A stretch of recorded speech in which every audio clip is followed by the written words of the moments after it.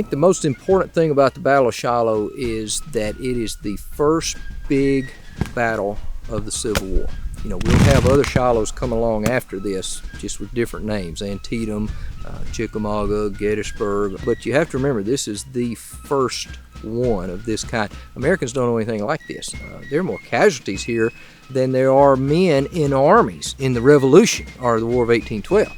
Shiloh, although it's not on the Mississippi River itself, is still the largest battle that is fought in the Mississippi Valley campaign. The Union forces will reach here by mid-March of 1862 after their victories at Forts Henry and Donelson. The Confederates are concentrating 22 miles to our southwest at Corinth, Mississippi, which is the crossing point of two major Confederate railroads, the Memphis and Charleston and the Mobile and Ohio. They have to defend these major railroads in order to defend the Mississippi Valley.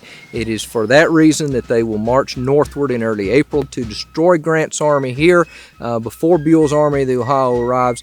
The first shots of the Battle of Shiloh occur at about daylight on the morning of April 6, 1862 in what's called Fraley Field. Essentially, the Confederates will move forward and begin to batter the Union camps, sustaining heavy casualties, including their commander, Albert Sidney Johnston.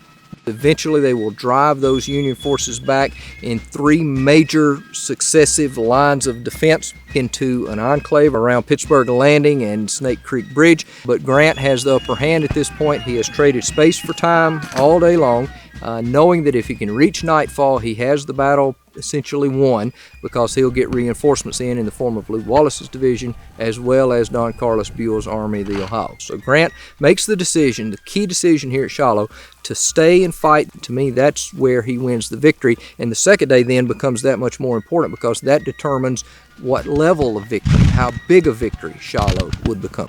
The Union forces are on the offensive on the second day, pushing out from their enclave around Pittsburgh Landing, Snake Creek Bridge, driving the Confederates back all day long in these successive lines of defense that the Confederates take up, much like the Federals had the day before. The bulk of the fighting on the second day will occur right here on the same areas where the bulk of the fighting occurred on the first day: the Hornet's Nest, the Peach Orchard, the Crossroads. Eventually, they will push the Confederates off the battlefield. Beauregard, who has replaced the now deceased Johnston, will call a retreat, a withdrawal, and they will march back to Corinth for operations that will soon commence against Corinth, Mississippi.